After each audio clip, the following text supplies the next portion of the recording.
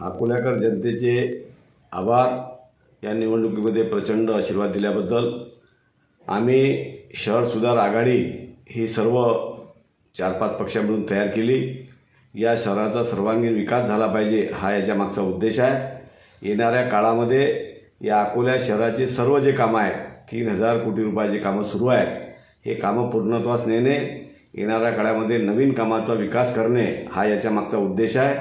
कोणत्याही पक्षाचा विचार, जातीपातीचा विचार न करता या शहराचा विकास झाला पाहिजे हेच याच्या मागचं ध्येय आहे। उपमहापौरपदात सध्या काही निर्णय झाला आहे का?